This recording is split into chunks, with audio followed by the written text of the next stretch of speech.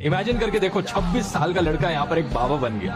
कहीं ऐसा ना हो कि आने वाले सालों में हमें देखने को मिले कि 15-16 साल के लड़के भी स्कूल से ड्रॉप आउट करके बाबा बनने की सोच रहे हैं। तो कहते हैं कि मैडम जी आप कथा की फीस कितनी लेते हो, दक्षिणा क्या लेते हो? प्रवचन सत्संग की चर्चा करेंगे। जी मंगल भवानया मंगल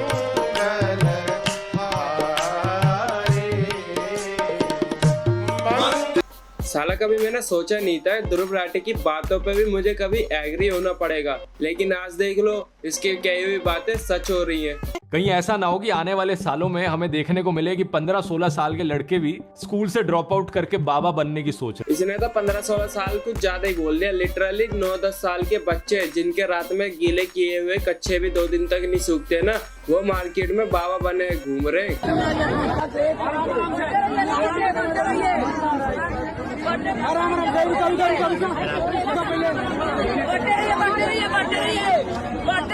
नहीं माना कि बच्चे भगवान के रूप होते हैं, लेकिन साला तुमने तो बच्चे को ही भगवान बना दिया। बहुत से लोग आपको कमेंट्स में यही बोलते हैं, स्कूल के लिए ट्रोलिंग करते हैं कि स्कूल क्यों नहीं जाते हो, पढ़ते क्यों नहीं हो।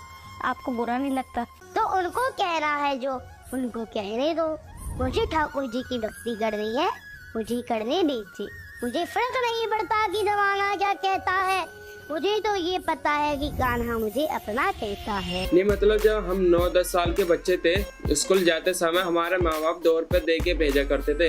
उसमें से हम 1 रुपए की चिक्की खरीदते थे और 1 रुपए का हम लक खरीदते थे। क्या है कि भाई अगर इस रास्ते को फॉलो करते हैं तो अपना खात्मा बहुत बुरी तरह होने वाला। लेकिन साला आजकल के 9-10 साल के बच्चे करोड़ों पे छाप रहे बाबा बन के। हम लोग गीता को तो मानते हैं, लेकिन गीता की नहीं मानते।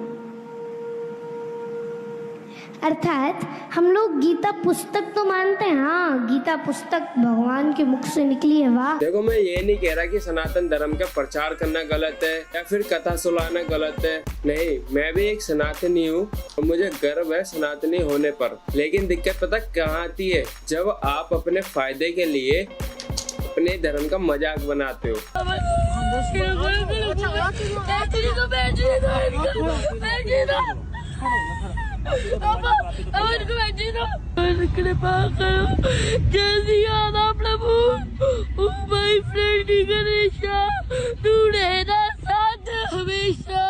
अरे मेरे गोलू मोलू इंडियन बेस्ट ड्रामेबाज को ऑडिशन दे रहा है क्या? Lights camera drama.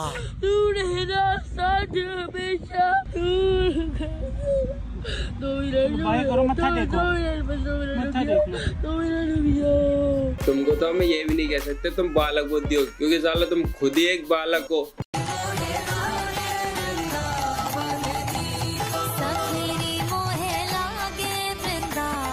अपने सनातन धर्म में हमको क्या सिखाया जाता है? कोई भी शुभ काम करने से पहले अपने से बड़ों का आशीर्वाद लेना चाहिए और पैर छूने चाहिए। लेकिन इसके मामले में साला सब उल्टा है, क्योंकि बड़े लोग इसका पैर छू के इसका आशीर्वाद ले रहे।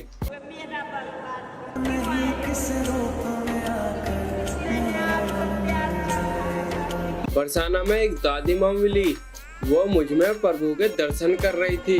नहीं मतलब इसने तो अपने आप को सच में भगवान मान लिया। कभी कभी लगता है कि अपन ही भगवान है।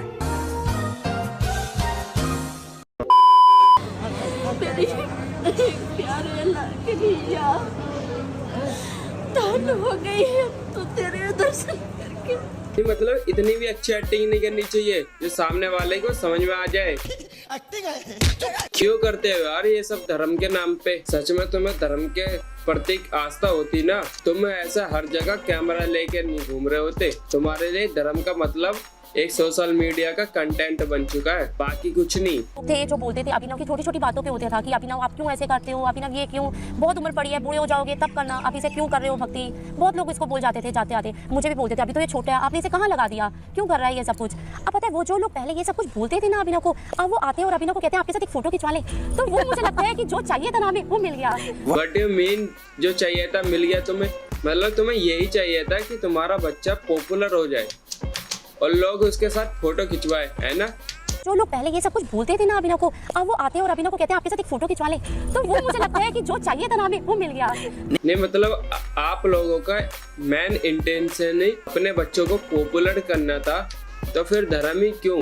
क्योंकि आपको अच्छे से पता था कि सोशल मीडिया पे धर्म ही ऐसा ट्रेंड है जो कभी खत्म नहीं होएगा। पॉलिटिशियन लोग तो हमेशा अपने धर्म के नाम पे धंधा चलाते हुए आए और आजकल सोशल मीडिया पे भी धर्म का धंधा चल चुका है।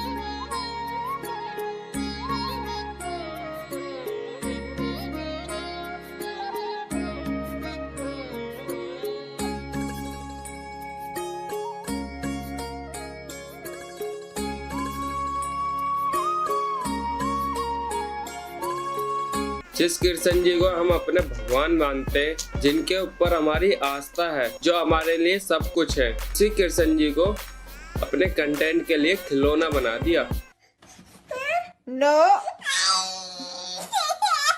ये लोग अपने घर में 8-10 कृष्ण जी की मूर्ति रखेंगे, जिसको ये अपने बच्चों जैसे कपड़े पहनाएंगे।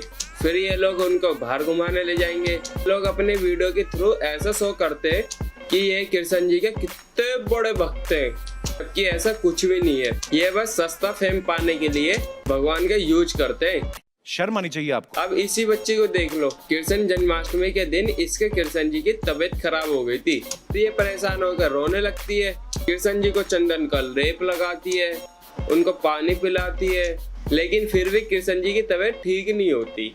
तब जाके वो कृष्ण जी को डॉक्टर के पास लेके जाती है और उनका इलाज करवाती है। इतना ही नहीं, कृष्ण जी को इंजेक्शन भी दिया जाता है ताकि उनकी तबीयत जल्दी ठीक हो जाए। नहीं मतलब जब हम परेशान होते हैं, हम बीमार हो जाते हैं या फिर हमारे ऊपर कोई बड़ी मुसीबत आती है, तब हम लोग भगवान जी से प्रार्थना करते हैं कि प्लीज भगवान जी जल्दी से जल्दी सब कुछ ठीक हो जाए। और ये 2 कौड़ी के लोग साला रील्स बना के भगवान जी को बीमार कर रहे हैं। वाह कलयुग। बच्चे तो ना समझे होते हैं, लेकिन बड़े को तो समझना चाहिए ना।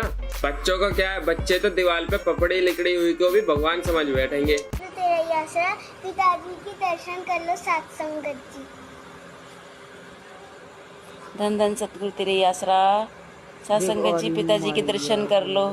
क्या बोलूं मैं इस पे, क्या बोलूं क्या अब मैं इस पे। औलाद की खातिर किसी का हक मत खाओ। औलाद काबिल हुई तो खुद कमा लेगी और नालायक हुई तो आपका बना बनाया सब जाया कर। आपको क्या लगता है, जो ये बच्चे लोग इस उम्र में बाबा बन के बैठ चुके हैं, उनके पास वो ज्ञान होगा जो वो हम सब में बांट सके? क्योंकि जो एक सच्चा धर्म गुरु या सनातनी होता है ना, उसको अपनी हर एक चीजों से संन्यास लेना पड़ता है। फिर चाहे वो उसका घर क्यों ना हो, उसके दोस्त क्यों ना हो, उसकी बीवी क्यों ना हो, उसके परिवार क्यों ना हो, अपनी लाइफ में सब कुछ त्याग करने के बाद फिर वो अपने एक गुरु के पास जाता है। उनसे वो एक धर्म की शिक्षा लेता है, ग्रंथ पढ़ता है, संस्कृत के श्लोक सीखता है, ब्रह्मचर्य का पालन करता है, सालों साल तक तपस्या करता है। वो सालों साल की तपस्या करके धर्म की शिक्षा लेके जब वो उस काबिल बन जाता है, तब उसकी सबसे पहले कथा होती है उसी के आश्रम में, जहाँ पे उसने सालों साल तक शिक्षा ली है। फिर वो वहाँ से बाहर निकलता है, जब जाके उसकी वहाँ से जर्नी चालू होती है, जाके वो कथा सुनाता है, लोगों को अपने धर्म के बारे में बताता है। सोच अच्छी है तो आप थोड़ा कम पैसे वाले भी है ना, गरीब भी है, मस्त रहे। एक सच्चे धर्म गुरु की जर्नी कोई आसान नहीं होती। ये जो 9-10 साल के बच्चे बाबा बने बैठे हैं ना, उनकी एज से ज्यादा इनको तो अपने गुरु के पास अपनी शिक्षा लेनी पड़ती है, तब जाके इनके नाम के आगे संत या गुरु लगता है। लेकिन आजकल के बच्चे गीता का 1-2 श्लोक रट के कथा ही सुनाने लग गए। गीता के अंदर लिखी बातों को मानने की बारी आती है तो हम वो नहीं मानते, हम गीता पुस्तक मानते हैं, गीता की नहीं मानते। अब हम इसको इस तरह भी नहीं देख सकते, चलो यार बच्चा है, अच्छी बातें कर रहा है। नहीं, कुछ चीजों की वैल्यू भी होती है। कुछ चीजें पाने के लिए आपको सालों साल तक संघर्ष करना पड़ता है। लेकिन आजकल सोशल मीडिया का जमाना है, बच्चा आया नहीं कि उसके प्यार चालू हो जाते हैं। महाराज जी, आप कथा की फीस कितनी लेते हो, दक्षिणा क्या लेते हो? तो हम आपसे, आप सभी लोग से एक दक्षिणा लेंगे, एक धन लेंगे हम आप सबों से। कौन कौन हमको धन देगा, दक्षिणा देगा? हाथ ऊपर करो। देंगे ना? तो सब नीचे। इस चीज से एक चीज तो साबित होती है कि इन बच्चों को तेरा बाबा इसलिए नहीं बनाया जाता कि इन बच्चों को उसमें इंटरेस्ट है।